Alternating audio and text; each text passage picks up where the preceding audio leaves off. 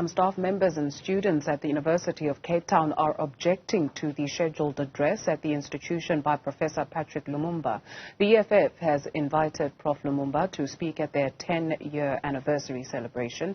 In a petition directed at UCT Vice-Chancellor, staff and students have accused Lumumba of being a homophobe who has passed derogatory comments on the African LGBTQIA+ community.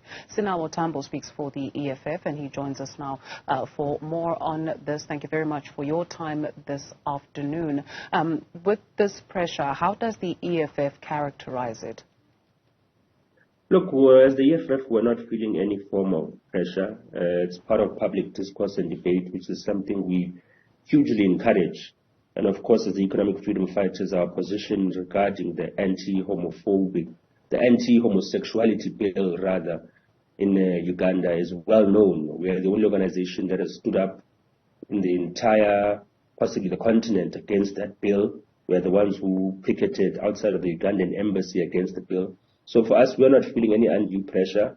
We're happy that there's a conversation that has been sparked. It's unfortunate that the position by Prof. Lumumba, he took it when he took it, because we didn't plan our event a week before. It's been planned for a couple of months.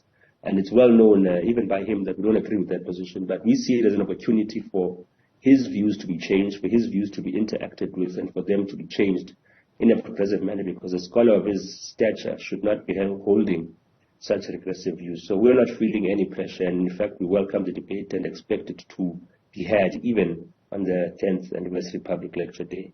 You speak on regressive views. Why him? Look, Prof. Lumumba is a renowned Pan-Africanist scholar in the continent. He's a legal expert who's known in Kenya for championing anti-corruption initiatives. And as we know, the African continent has been plagued by corrupt leadership post the liberation moment in many countries. And someone of that caliber is someone that we associate ourselves with in terms of the anti-corruption agenda. Now, for him to hold those views that he holds is unfortunate. He's aware that we disagree with them. And our views, of course, South Africans know them. So there shouldn't be a discourse around the EFF's position around the anti-homosexuality bill in Uganda. It's publicly known.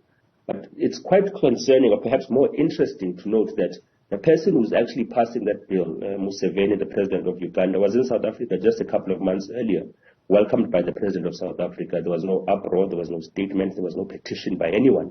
So one should look at much of the hullabaloo in South Africa right now with suspicious eyes, because the president of South Africa hosted, shook hands, hugged, engaged with the man who passed this bill, with the man who champions the agenda of the murder or imprisonment for life of people who practice gender sexuality in a different way than that is cisgender normative. So it's quite curious for us as to why the sudden uproar when the EFF invites someone for a specific address of a public lecture regarding our anniversary. Someone who did not pass any law of this nature but holds regressive views seemed to cause more uproar than our president hosting the man who's passed these hateful laws. So what? What's good for the goose is good for the gander, because the Republic of South Africa did that. The EFF can do that too? Not good for the goose and good for the gander, but rather hypocrisy must be exposed. There's a lawmaker, that the one who presided over this hateful law was here in this country, and there was utter silence. Why is the EFF the one that is expected to disassociate themselves from people who are supporting from a distance regressive laws, when our position is well known? Our position as the EFF is well known, that we know that gay rights are human rights are gay rights. We're against the imprisonment of people because they express themselves differently in terms of their sexuality or gender identity. It's in our founding manifesto. We've practiced it on the picket lines. We practice it in our leadership structures. So there is no correlation between what the law that has been passed in Uganda and the policies and beliefs of the EFF. What is South Africa's position on the homosexuality bill? It's interesting. We've written this question to the Minister of International Relations, and they have said they have had no diplomatic interaction with Uganda regarding this hateful law that has been passed. But the uproar is around the EFF inviting someone who has at a distance expressed support for this regressive law, while we all know the EFF disagrees with the law itself. So hypocrisy must be exposed when it raises its ugly head.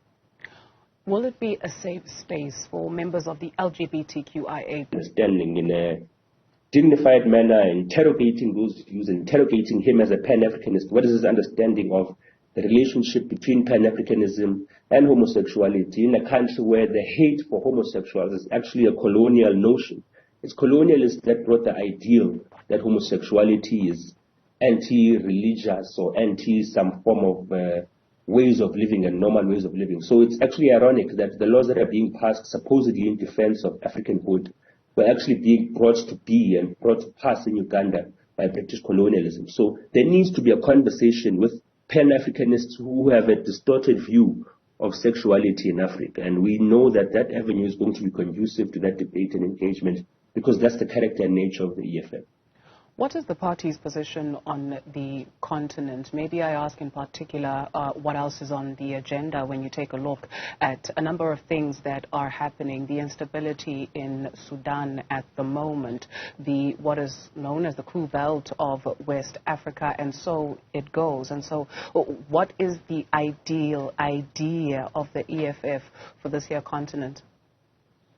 Look, we believe that the fractures in the continent are primarily always sponsored by external forces. And it's an interesting conversation because it has come to light that the Wagner Group, which was waging some form of attempted coup in Russia, has presence in Sudan, has presence in the Congo, has had presence in Zimbabwe, to fuel this instability in order to maximize on mineral access across the continent. So we are of the view that a lot of the instabilities, the coups, the arming of rebel forces and insurgent groups to cause instability in the continent are being sustained and funded by external forces that have an interest in political instability in the continent in order to ensure the ease of access to our mineral wealth without anybody. And that is our understanding of the situation in the continent. So we need a firm, strong and incorruptible leadership in Africa that will not fall into the trap of getting crumbs of the minerals of our continent by issuing measures in order to have instability in the continent itself. So our understanding is that the continent is extremely fractured, and that fracture is due to imperialist intervention and meddling in our domestic affairs. Sina Otambo speaks for the EFF. Thank you very much for your time.